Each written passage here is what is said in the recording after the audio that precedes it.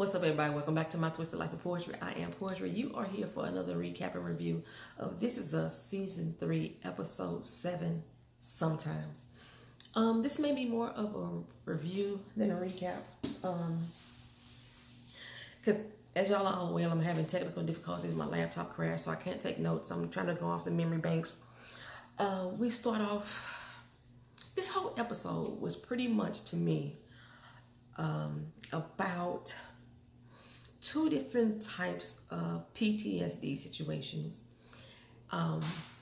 How the individual who is suffering from the PTSD is dealing with that, and how the people that are trying to love them are trying to cope and understand. That's kind of like how I broke these episodes down. And the two people that we're speaking of is Jack and Zoey. And some of y'all probably saying, what the hell type of PTSD does Zoey have? Sometimes people can get PTSD, which is post-traumatic stress disorder, just from life and life situations itself. However, what I can say about this particular episode is that it was one of the ones that moved me the least. And I don't know if I'm just addicted to Beth and Randall, but I need me some Beth and Randall on an episode. If I don't have Beth and Randall, then I need the Pearson kids, no matter which age they are. I don't know why. The episode that was all about Jack, I still was able to feel that and understand that when he was going through his Vietnam situation. But I am not so much interested in episodes with Zoey. I really do not like her character. And even though we now have an understanding of why she is the way that she is, I couldn't manifest sympathy in the manner that which Kevin did. So let me see if I can move on with this. So Jack and Becca are heading off to LA. They finna take a long drive from Pittsburgh in his little automobile. Her mama like, look here, you just met this boy, you being a fool for running off him. I'm with you, mama. You just met him. You're going crazy, girl. But back in my day, not my whole day, before then, I would have done some risky shit like that. Just meet a guy that I was just so into. Matter of fact, I did do that. Oh my gosh. I met a guy, I was so into him. And he was like, I'm finna go to Virginia. I'm finna go. He was a musician, a rapper. He was like, I'm finna go to Virginia. I'm finna do some recording. And I was like, I want to go. He was like, let's go. And I went.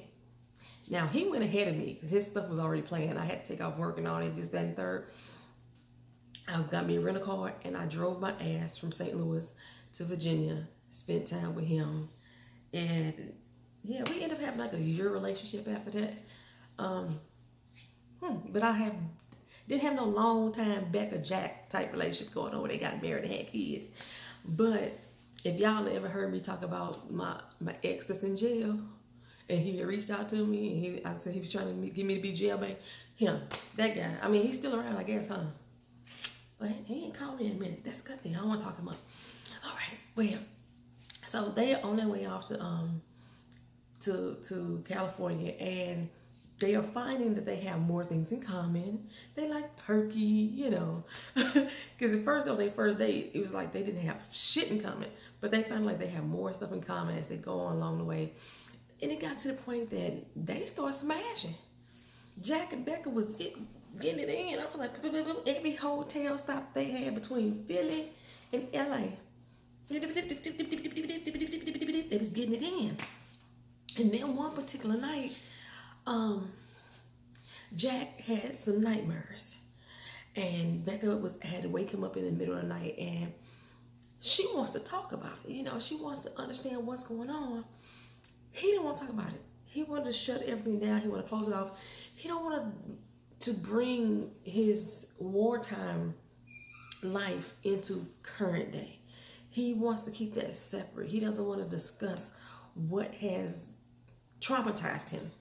As long as I don't think about it, I separate myself from it, I ain't got to deal with it. A lot of veterans, they do that. They try to block it out. I have a friend at work. I guess I can call a coworker. I don't really call her a friend. We haven't went a coworker, and I was going around there telling her.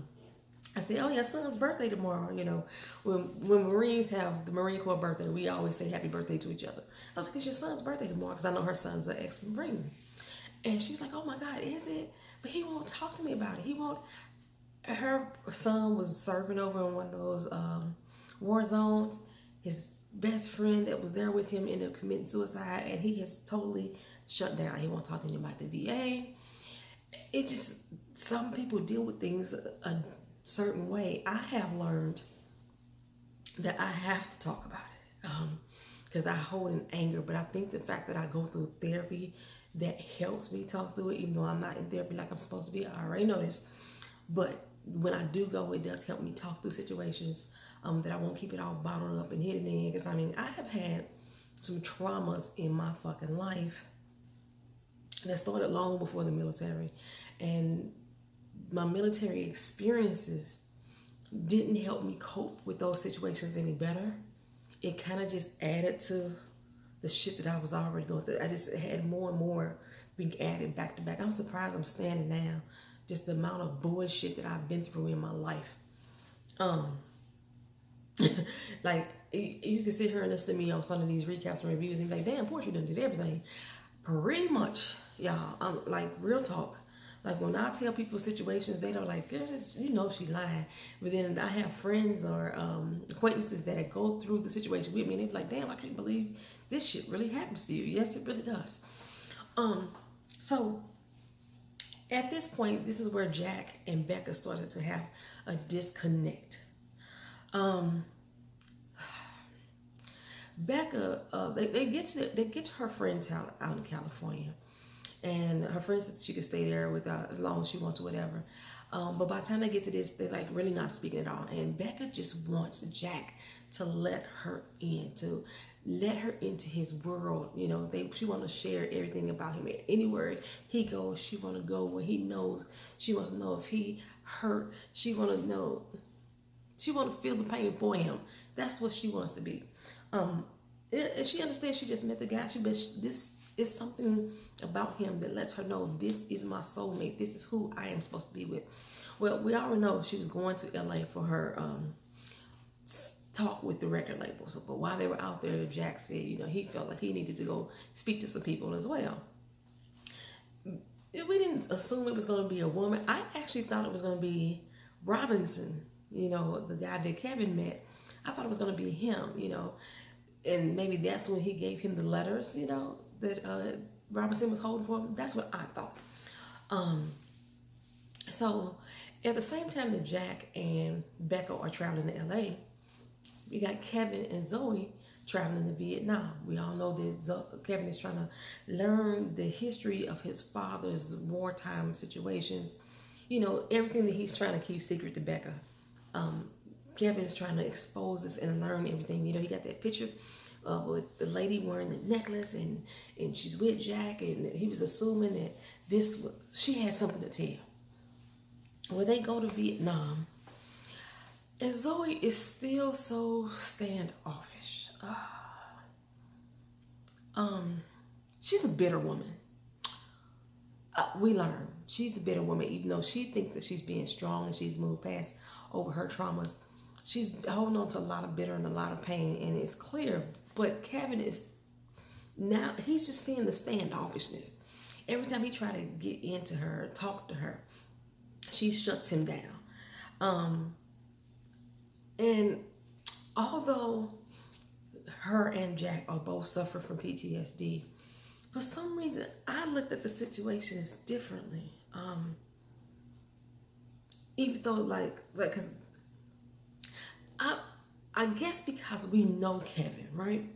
And I'm seeing Kevin as a character, like I feel that he needs somebody that can be completely 100 with him.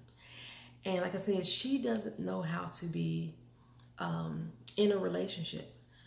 She's very independent, and she can't be independent within a relationship at all. She doesn't know how to master that either. She can't be with somebody. She can't be independent in a relationship with somebody. Zoey really needs to just be on her own. And I remember when Beth had said that Zoey was a man eater. You know, she was going to chew him up and spit him out. And like I said, we learned why. But every time he tried to talk to her, I can't have a conversation with a person like Zoey. You know, he's talking about his old childhood memories and things that they used to do at the dinner table. And he was like, you know, how was dinner for you back, you know, when you was growing up? Dinner was dinner. Really? That's all you're going to say is dinner is dinner? And he's trying to egg her on to get more out of her. And she is very clear what he's trying to do. And she's like, boy, bye. I ain't got time for that. I don't want to talk about that. Shut it down. Like, this is the part that I'm not understanding. Because one, we learned that Zoe father lives in China. And Kevin's like, damn, you got a father that live in China? And she doesn't want to speak to her father. She knows that if she lets him know, or she, like, he took a picture. And she's like, don't tag me in that because I don't want my daddy to see that I'm in China. Okay, you don't want any contact with your daddy. Why is your daddy on your Facebook, your Instagram, or whatever? How you know if he tagged you that your daddy there? If you don't cut off contact with this man anyway. But if he find out that she there, then he gonna try to reach out to her, and she don't want no contact with him. That's what she said.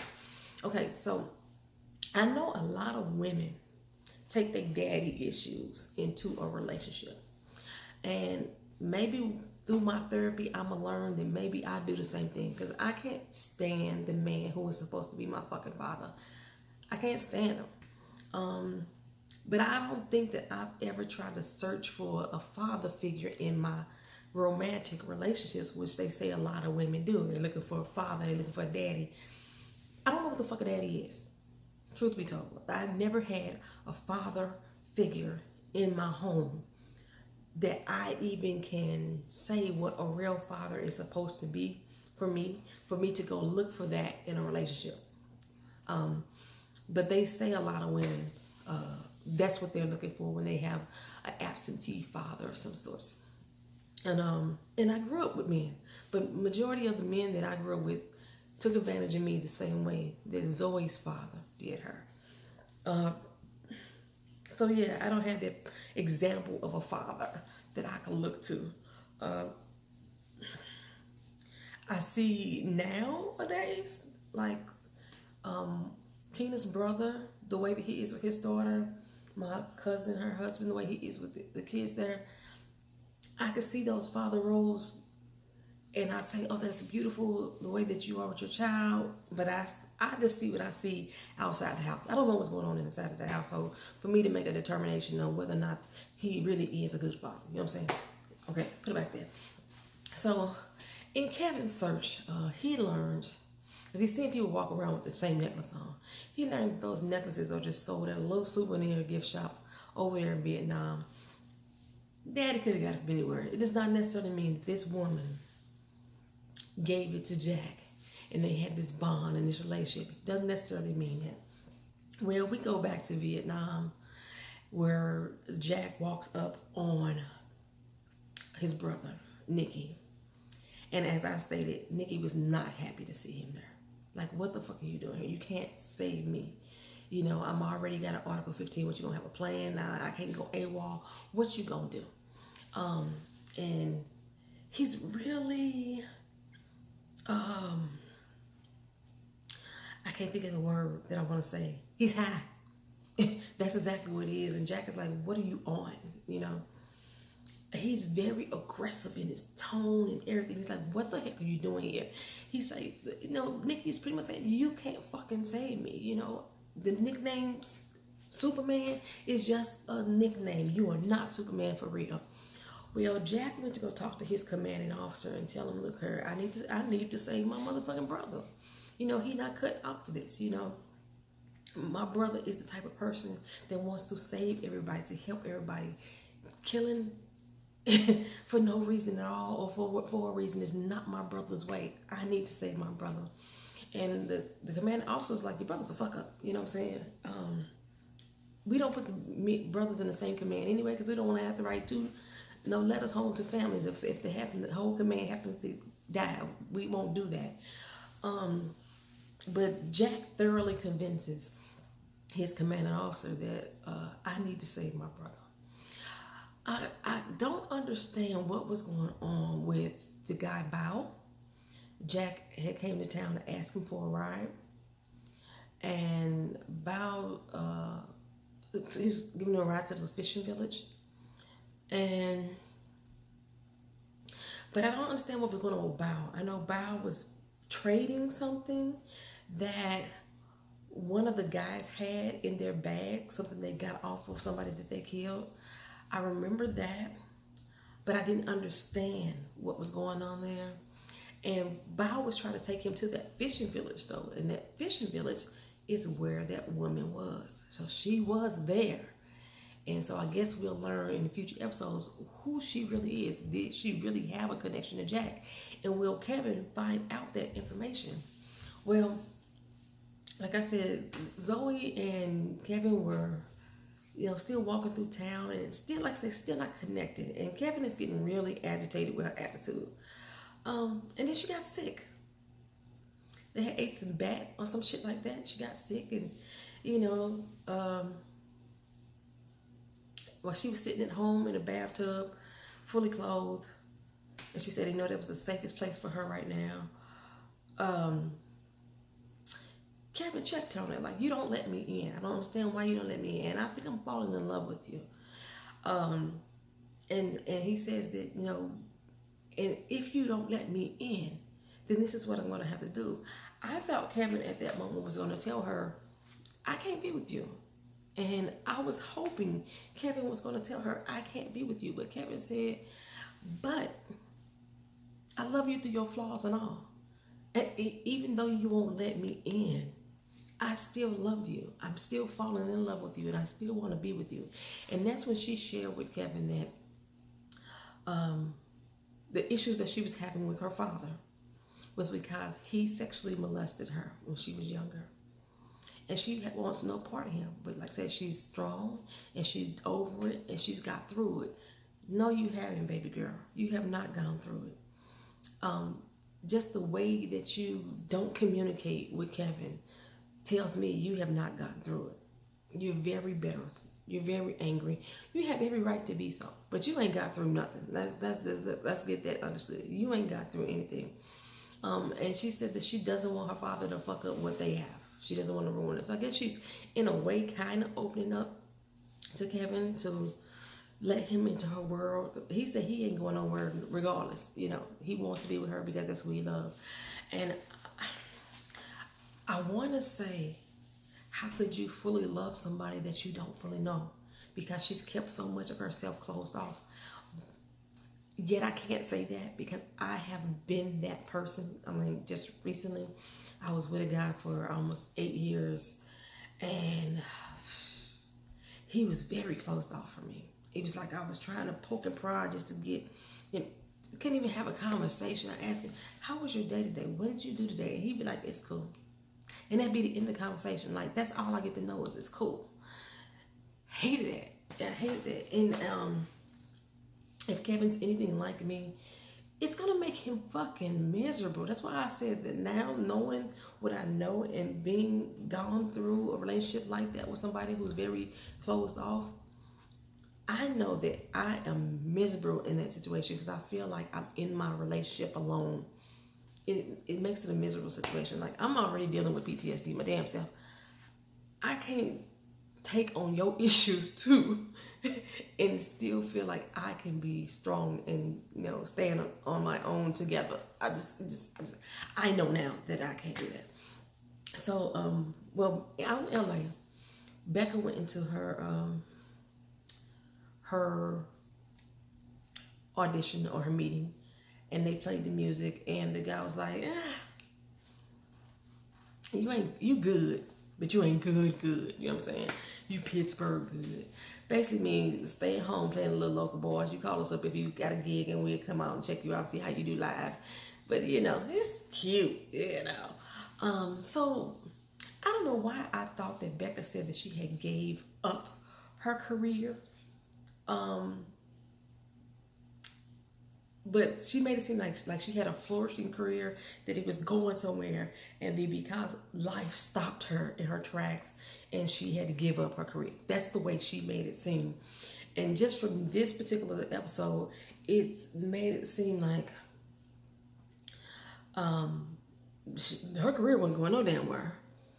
And she wanted a life with Jack. She wanted to try to build a life with Jack. So she made the decision to not pursue the career any longer. I don't even like it. Is what she pretty much said. You know, when Jack tried to explain to her again, like I said, about how he didn't want to invite that world of Vietnam, that wartime situation, into his current day life, he explained to her too that he had never cried. He don't cry. He was good at taking struggle and bottling up and just dealing with it internally. So he didn't cry.